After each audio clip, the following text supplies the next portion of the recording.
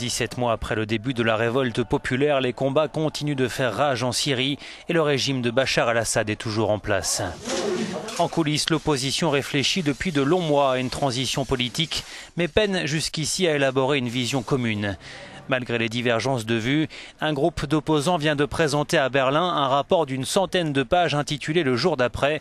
Il compile les réflexions de 45 intellectuels et experts syriens, parmi lesquels d'anciens généraux et des spécialistes économiques et juridiques. Le vrai travail, c'est la manière dont nous allons reconstruire le pays. C'est un pays qui traverse un processus cataclysmique, destruction, guerre, meurtre, un nombre de morts élevé. Tout cela doit être pris en compte. N'oublions pas l'économie qui s'est pratiquement effondrée.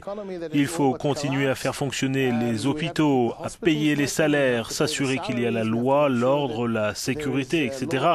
Tout cela doit être abordé. Rien ne doit être laissé de côté, sinon ce sera le chaos.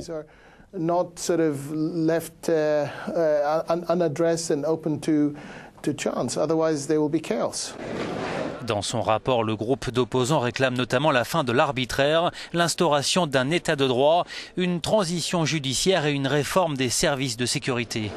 Il propose aussi la mise en place d'une cour criminelle spéciale indépendante pour juger les hauts responsables du régime et les proches de Bachar el-Assad. C'est un ensemble d'idées et de suggestions. Ce n'est pas, et de loin, la seule source.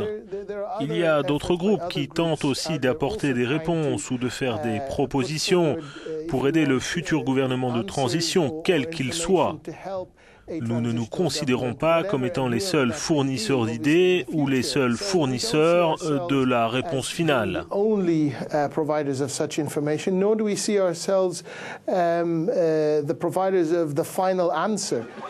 Les auteurs du rapport appellent par ailleurs la communauté internationale à mettre en place au plus vite une zone d'exclusion aérienne en Syrie et une zone tampon pour protéger les réfugiés.